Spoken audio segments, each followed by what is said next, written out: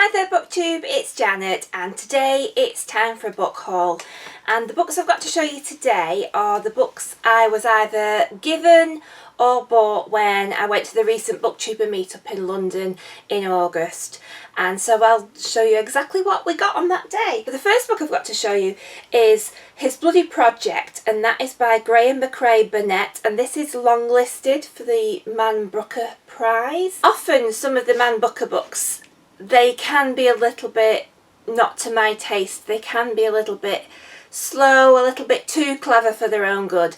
The odd ones I've read, sometimes I've really enjoyed them. For example, things like The God of Small Things and Alias Grace, they were sort of shortlisted and I think one of them indeed won the Booker Prize. But sometimes I've read them and they can be a little bit hard going. But this one, I'm pretty certain probably won't win if it really appeals to me because of that. And this is sort of a dark, mysterious Victorian crime thriller, and it says on the back, a brutal triple murder. Dark and deadly deeds in a remote northwestern Crofton community in 1869 lead to the arrest of a young man by the name of Roderick McCrae.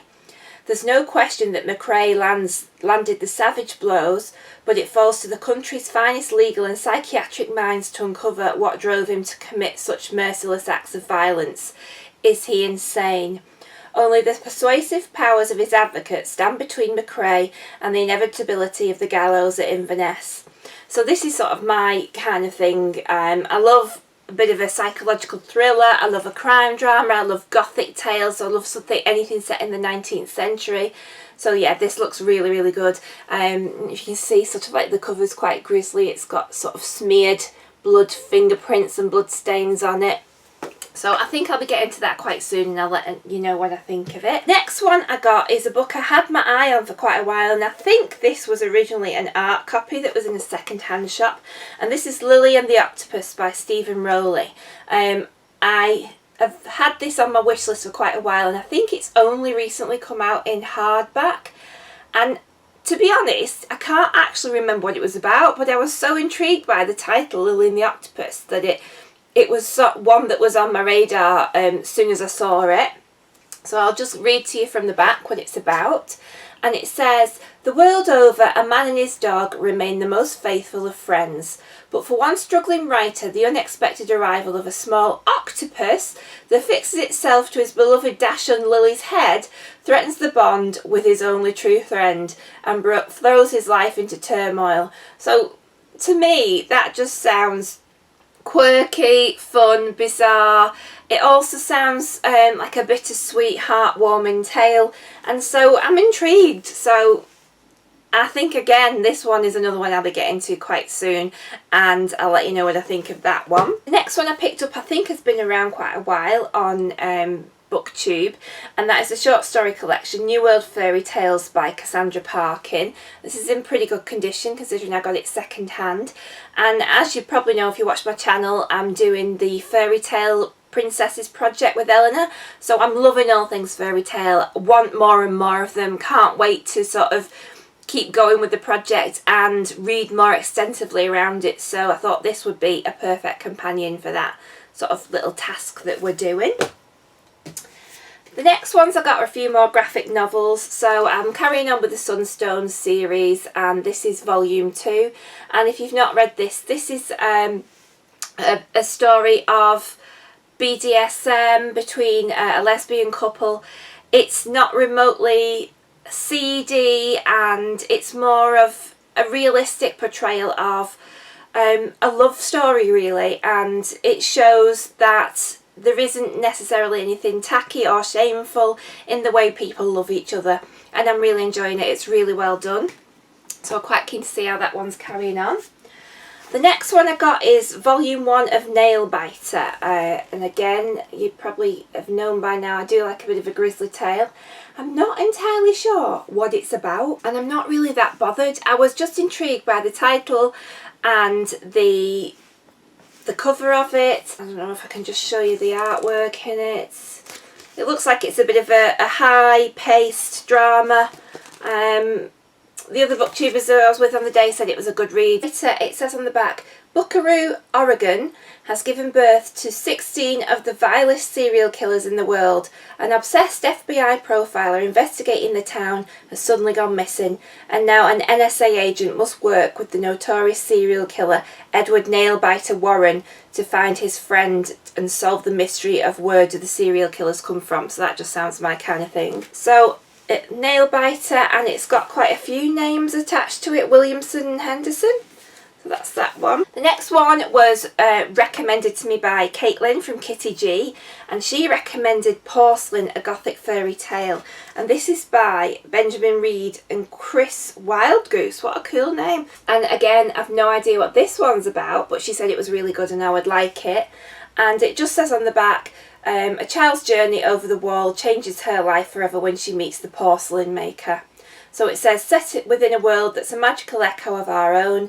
Porcelain is the story of a child, an urchin, who leaves behind the cold streets of a snowy city when she climbs the high wall into the porcelain maker's garden. And again, it seems to have quite beautiful artwork inside. So I will let you know what I think of that one when I get to that. So the next one I've got to show you is Saga Volume 6, and this is by Brian K. Vaughan and Fiona Staples.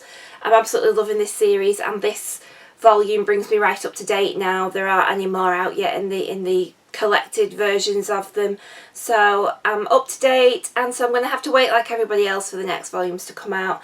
And so I'm really enjoying this series. I think if you're new to graphic novels like I have been, it's an absolutely brilliant series to start off with.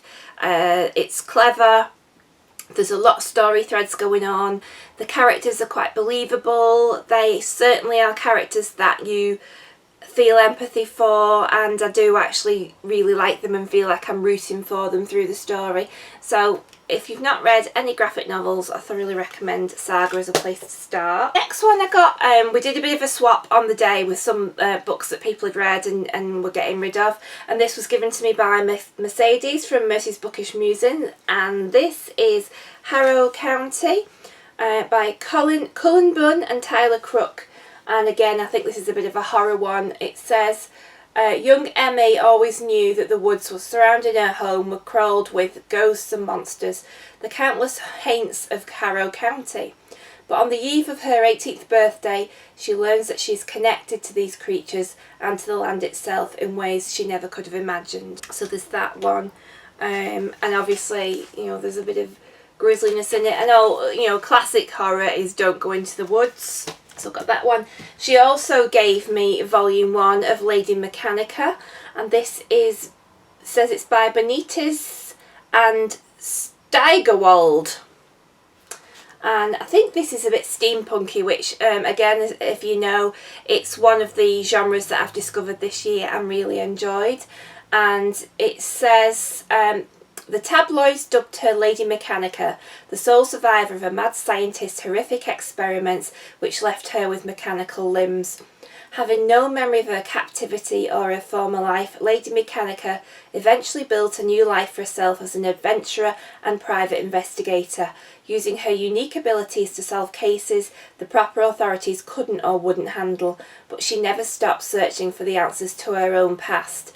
And so basically this is steampunk Victorian England, and the artwork looks absolutely beautiful in that as well. So this sounds just my type of thing, so I'm sure I'll really enjoy it. The next one I've got was one that Jen Campbell didn't want anymore, and this is the Mateushin case, and this is by Oleg Pavlov.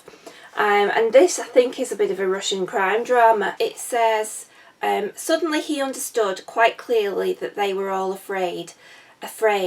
That was why they were staggering about without any sleep, thrashing about in a sleepless, gluttonous fever, because they were afraid. Grabbing a bottle from someone, Mateushin took a gulp of vodka, but no matter how much he poured into himself after that, he couldn't get drunk. It all just seemed to evaporate. Even the reason he was feeling jolly wasn't the drink. It was because everyone around him wasn't sleeping but yelling, gorging themselves, going insane in their fear. So that sounds a little bit dark. And the final one I've got to show you was one that Eleanor brought for me from Eleanor Reed's Books, and that is Starcrossed, and I think this is part 1 in a series. and this is by Josephine Angelini, and Eleanor really enjoyed this one, so if Eleanor likes it I will like it. I think it's a YA series that this is the first one of, and it says, when shy, awkward Helen Hamilton meets Lucas Delos for the first time, she thinks two things. The first, that he is the most ridiculously beautiful boy she has ever seen in her life. The second, that she wants to kill him with her bare hands. An ancient curse means Lucas and Helen are destined to loathe one another, but sometimes love is stronger than hate, and not even the gods themselves can prevent what will happen next. So that's Starcrossed, so I'm looking forward to that one. So that's all the books I got when I was in London. Let me know if you've read any of these and what you think of them, and keep reading, and I will see you all soon. Bye!